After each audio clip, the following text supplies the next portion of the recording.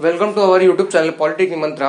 आज हम complex compound की आयुपीएसी निकालना तथा इसके ऑक्सीकरण संख्या निकालना सीखेंगे। तो पहले जान लेते हैं कॉम्प्लेक्स कंपाउंड क्या होता है। इसको देखिए कोऑर्डिनेट कंपाउंड यानी उपसर संयोजी यौगिक भी कहते हैं तथा इसका नाम इसे संकर लवण भी कहा जाता है।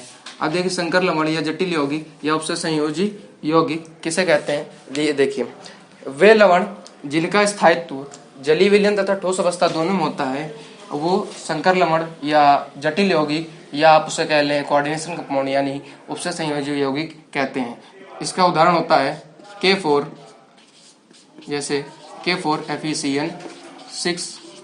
अब देखिए इसको जब आप ब्रेक करेंगे तो ये क्या आएगा 4K पर प्लस प्लस FeCN6 पर माइनस का 4। अब देखिए ये जो आपका टूटा यानी ये धनायन वाला भाग हो गया, ये इसका ऋणायन वाला भाग हो गया। अब देखिए इसमें जो धनायन वाला भाग और ऋणायन वाला, अब इसमें देखिए ये जो धनायन वाला भाग है इसको आप कहते हैं काउंटर आयन। ये आयनों में विभक्त हुआ तो ये काउंटर आयन हो गया। और ये जो बड़े ब्रैकेट में होता है ये, इसको आप कहते हैं कॉम्प्लेक्स आयन, कॉम्प्लेक्स आयन। अब देखिए इसे काउंटर आयन कहते हैं और इसे कॉम्प्लेक्स आयन कहते हैं। अभी इन पर डिस्कस करते हैं। जैसे ये लिखा है K4FeCN6। अब देखिए ये जो होता है ये आपका जो छोटे ब्रैकेट में होता है, ये बड़े ब्रैकेट में तो आपका कॉम्प्लेक्स आयन हो गया। ये जो छोटे ब्रैकेट में होता है इसको बोलते हैं लिगेंड, लिगेंड। और ये जो होता है इसे बोलते हैं सेंट्रल मेटल एटम यानी केंद्रित धातु परमाणु। तो अब जानते हैं लिगेंड कितने प्रकार के होते हैं। वैलेंसी के आधार पे यानी संयोजकता के आधार पे हम लिगेंड के प्रकार देखेंगे। तो देखिए ये 6 प्रकार के होते हैं। एक होता है आपका मोनोडेंटेट, एक होता है आपका बाइडेंटेट, एक होता है आपका ट्राइडेंटेट, इसी प्रकार टेट्राडेंटेट और फिर पेंटाडेंटेट और आखिरी होता है हेक्साडेंटेट। तो देखिए मोनोडेंटेट क्या होते हैं। मोनोडेंटेट होते हैं आपके जैसे chlorine ion, cyanide ion, H2O, ammonia यानी H3 और कोबाल्ट सल्फेट आयन। तो ये होते हैं आपके मोनोडेंटेट। और बाइडेंटेट क्या होते हैं जैसे EN का मतलब होता है एथिलीन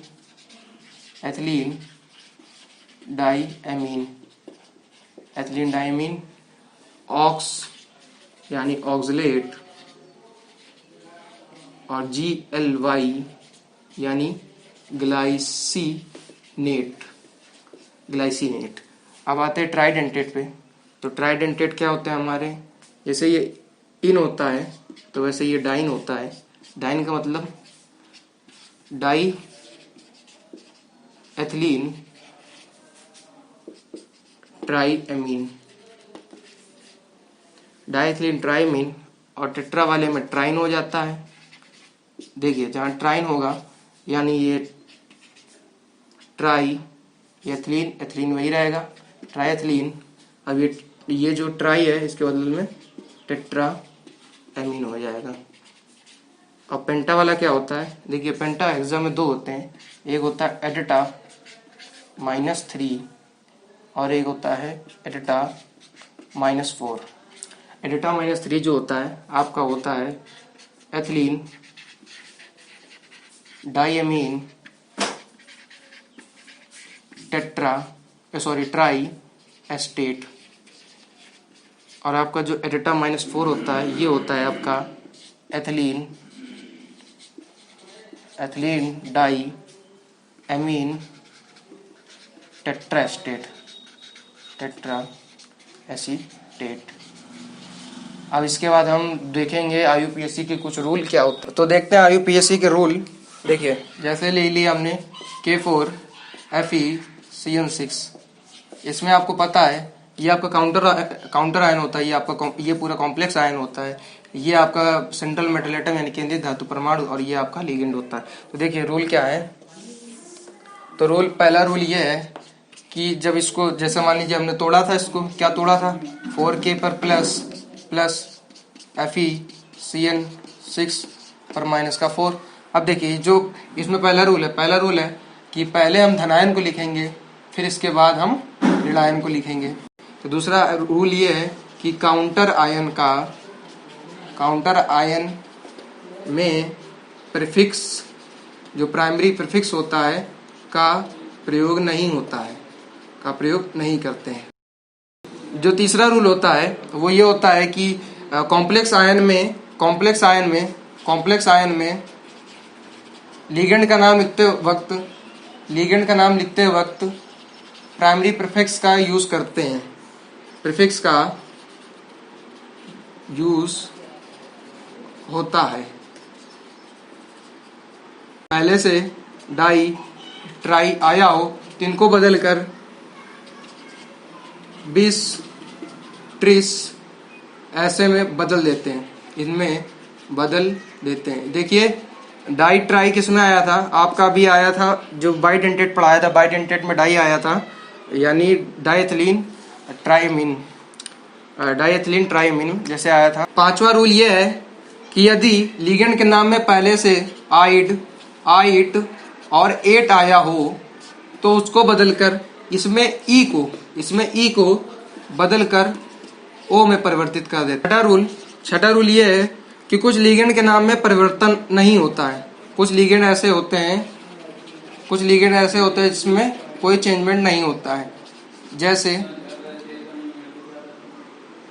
PS3 यानी फॉस्फीन, EN यानी एथिलीन, डाई एमीन। और सातवां रूल ये है कि कुछ लिगेंड ऐसे होते हैं जिनमें चेंजमेंट होता है यानी उसमें बदलाव होता है, जैसे H2O को एक्वा कहते हैं, एक्वा, और NH3 को एमीन, CO को कार्बोनिल, SO2 को सल्फोनिल, NO को नाइट्रोसिल और OH को हाइड्रोक्सो कहते हैं। कुछ धारण लिगेंड होते हैं जैसे NH4+, इनको कहते हैं अमोनियम। एक से अधिक प्रकार के लिगेंड उपस्थित तो उनको अल्फाबेटिकल फॉर्म में लिखते हैं। यदि एक से अधिक हो लिगेंड तो उनको अल्फाबेटिकल फॉर्म में लिखते हैं। ये आपका नवा रूल है। और इसके बाद देखते हैं 10वां रूल। कॉम्प्लेक्स आयन जो है वो अगर या तो आपका पॉजिटिव है या न्यूट्रल है तो उसमें उसके नाम में कोई चेंजमेंट नहीं होगा। यदि आपका वो पॉजिटिव है या न्यूट्रल है तो उसमें आपका कोई नो चेंजमेंट यानी कोई बदलाव नहीं होगा। अगर वो निगेटिव है तो उसमें चेंजमेंट होगा, जैसे Ag को अर्जेंटेट और Fe को फरेट और Cu को क्यूप्रेट और Au को ऑरेट कहते हैं। 11वां रूल आपका ये है कि जो आपका सेंट्रल मेटल एटम होता है उसकी ऑक्सीडेशन नंबर के साथ रोमन अंक में उसको इस ब्रैकेट छोटे वाले ब्रैकेट के अंदर लिखते हैं। तो देखते हैं इसके कुछ अन्य उदाहरण।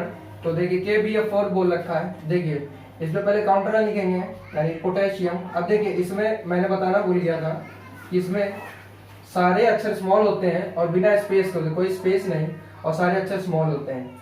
तो फिर पोटेशियम, अब देखिए इसमें ये आपका है तो इसमें आपका लिगेंड लिखेंगे यानी वो भी प्रीफिक्स के साथ, तो टेट्रा फ्लोराइडो। और देखिए ये फ्लोराइड होता है, इसमें वो क्यों लगाया, ये रूल है, आइट आइट 8 आया हो तो उसमें ई को हटाकर ओ लगाते थे, फ्लोराइडो। अब ये बोरेट, बोरेट, अब बोरेट, अब इसकी ऑक्सीडेशन है। अब बोरेट क्यों, क्योंकि ये निगेटिव पार्ट में जाएगा और ये पॉजिटिव पार्ट में जाएगा, तो मैंने आपको बता रखा है कि ये निगेटिव वाले में आखिरी में एट जैसे एर्जेंटेट फरेट हो जाता है, तो ये बोरेट और बोरेट। अब इसके ऑक्सीडेशन नंबर निकालेंगे तो देख, ऑक्सीडेशन नंबर पोटेशियम की 1 प्लस बोरेट की निकालनी है, और इसके बाद फ्लोराइड की -1 और 4, तो ये बराबर 0, तो x की वैल्यू आ गई आपकी 3, यानी ये 3, इसको रोमन अंक में आपने यहाँ लिख दिया। देखिए ये आपका एक न्यूट्रल कंपाउंड है, तो इसमें देखिए क्या करेंगे, इसमें 10वां रूल है कि इसके जो सेंट्रल मेटल एटम है इसके नाम में कोई चेंज नहीं होगा, तो क्या हो जाएगा। अब ये देखिए CO 2 प्रकार के होते हैं, CO जब बराबर लिखा जाता है और C, और जब O छोटा लिखा जाता है, CO यानी ये वाला कोबाल्ट हो जाता है, और ये आपका कार्बोनिल ग्रुप होता है यानी कार्बोनिल।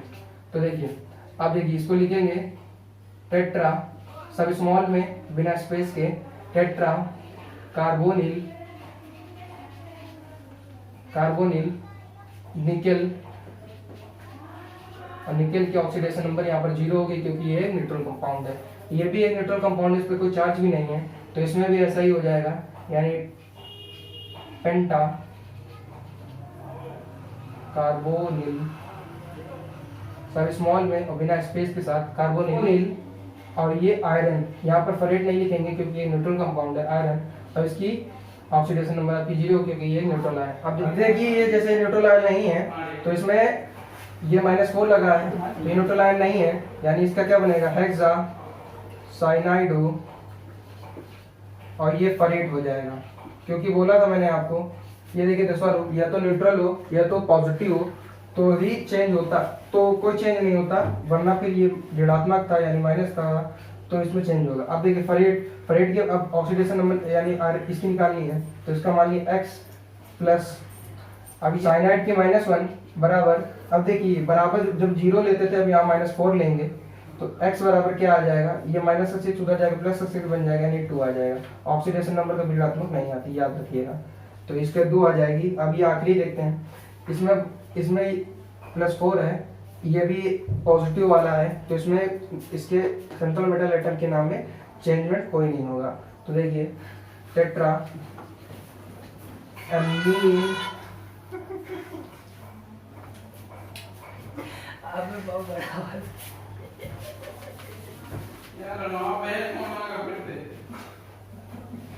कोई बात नहीं। अब देखिए ये आपका पॉजिटिव वाला है, इसमें यानी सेंट्रल मेटल एटम के नाम में कोई चेंज नहीं होगा, तो अब देखिए टेट्रा एमीन कॉपर, और कॉपर की वो ऑक्सीडेशन नंबर निकालेंगे, देखिए कॉपर की निकालनी यानी इसको x मान लिया, प्लस इसका 0 होती है 4 × 0, और बराबर में जहाँ 0 लेते तो यहाँ प्लस का 4 है यानी 4, तो x की आ गई 4, यहाँ 4 आ जाएगी।